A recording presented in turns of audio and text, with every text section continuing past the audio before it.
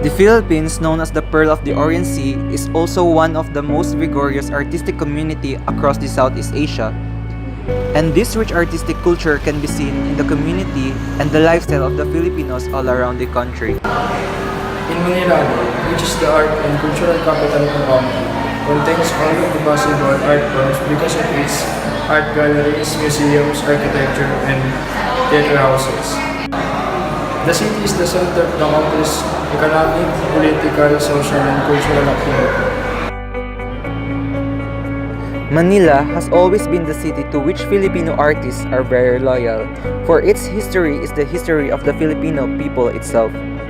Up until the latter part of the second half of the 20th century, standards of excellence and relevance in artistic creativity were set by Manila.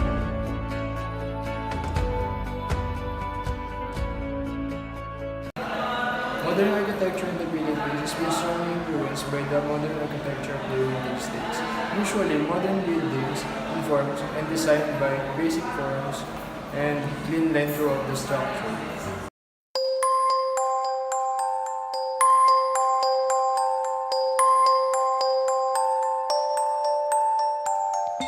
We are here in front of the Basilica Menor de San Sebastian, also known as the San Sebastian Church, located in Quiapo, Manila.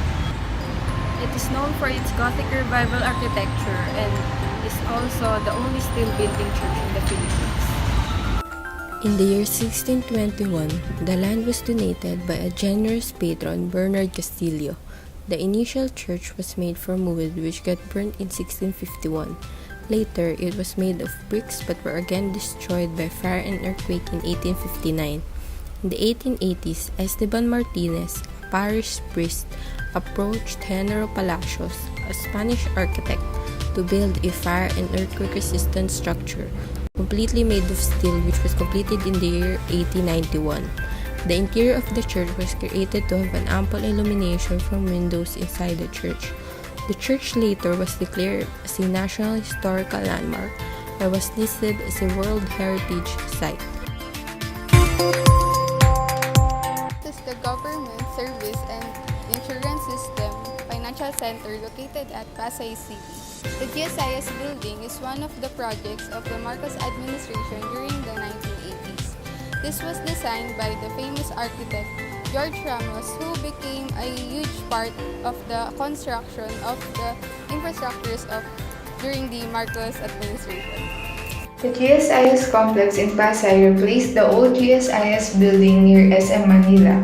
It was designed by architect George Ramos, who was a huge part in the infrastructures built during the 1980s.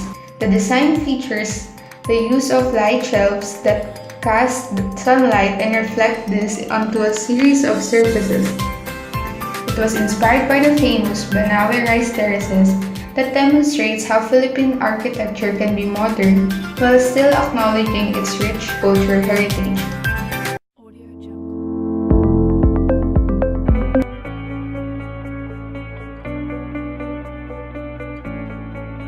The two e-com centers located at SMOA Complex, Pasay City. It is predicted to be a world-class destination due to its recreational, commercial, and residential pursuits. Two e-com center has a dynamic architectural structure that has 15-story towers escalating from a 4-level platform. The structure was designed by a Miami-based international design firm, Arquitectonica, together with Felix S. Lim and Associates as the local architectural firm.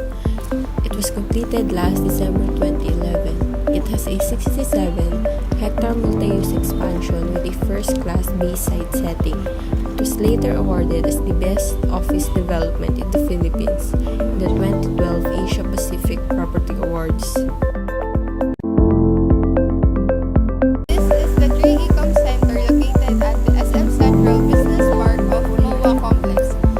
This building offers 2 Grade A towers that is built on approximately 111,000 square meters. This is designed to cater the needs of its tenants and was built in 2017. The 3 Ecom Center was designed by the world-renowned firm Arquitectonica. which is a Miami-based architectural firm that also designed the other 5 centers around the Mall of Asia complex. Similar to its predecessors, the 3 Center boasts of a dynamic architectural design. It consists of 2 half-shaped circles which is connected to a 3-level parking podium in the middle. It was formally opened to the public last April 2015.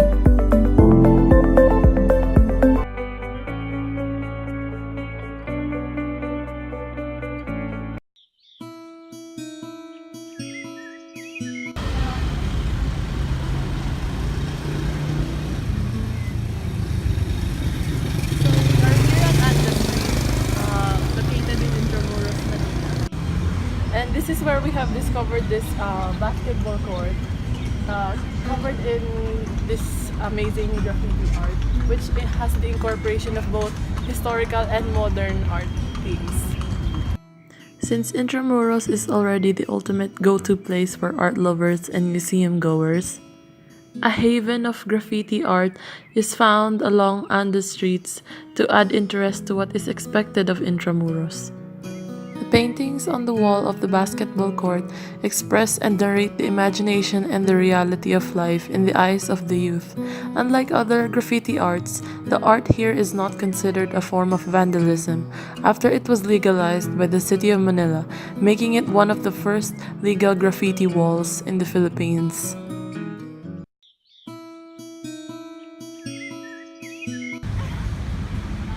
So now we're here at the red slide located at Plaza Roma near Manila Cathedral. So the red slide is a one-story children's slide that depicts an image of a fallen soldier.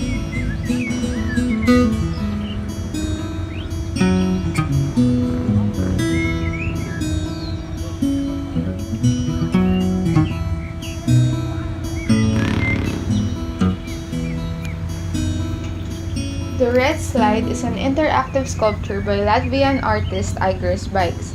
It has become a playground for local kids throughout the area and serves as a reminder on how war and conflict affects the children the most in any society. Manila Biennial organizer Carlos P. Caldran noticed that hundreds of children have adopted it as their play space and safety zone, which is a welcome treat for the kids who don't have access to a public playground, art, nor greenery.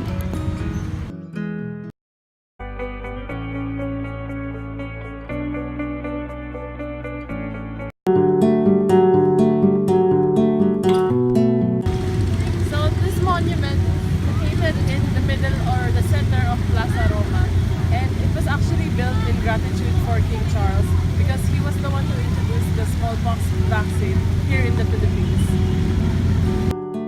It has stood in this spot since 1824. Surprisingly, it is not well known that in the nationalistic 1960s, the statue of Carlos IV was replaced by Solomon Sapred's depiction of Gomburza. Thankfully, with the effort of the Intramuros administration, Carlos IV was returned to his original place in 1981, and Gomburza was relocated outside the walls fronting the National Museum. Actually, not many people know that the statue of Carlos IV was erected by the people and city of Manila in 1824, and with a fountain added in 1886 to thank the king for the gift of smallpox vaccine and the accompanying technology transfer that saved many lives.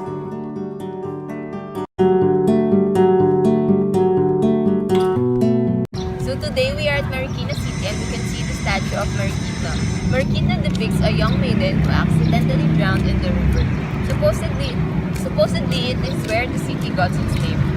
Marikina has a beautiful long black hair and is always seen near the church. Originally the river is called Marikitkana, which means you're already beautiful, by the phrase they used to tease the young maiden. But then, in recent times, it is shortened into Marikina, so the municipality is named after the river and the young maiden Marikit.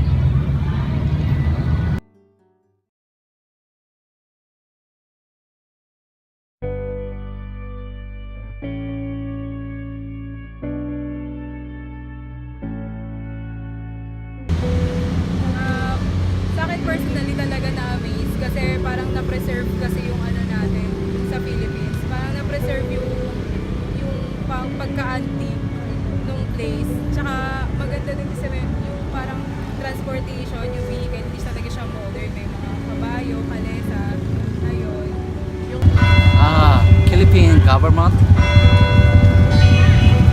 keep in this city and then have many traditional something and building and yes building so it looks so nice.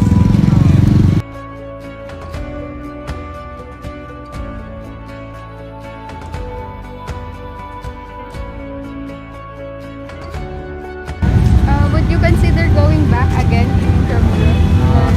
Intramuros? Yes, here, Ira. Yes, maybe if I will have a chance, I will come again. Ano, so far, so good, right? So, babalikan niyo to for sure. Kasama na yung mga boyfriends. We tour.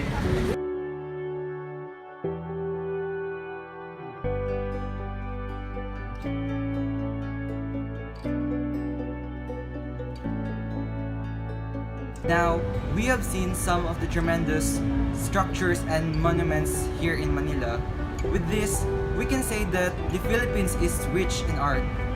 It does not only shows the artistic context of the country but also the history behind these artworks. It also reflects the society of what Filipinos are and who they are. The reason behind this is that the Philippine art is integrated with the everyday life of the Filipinos. This country is beautiful and stand out with its own unique characteristics. If we only look around us carefully, we can see and appreciate the beauty of the Philippine art.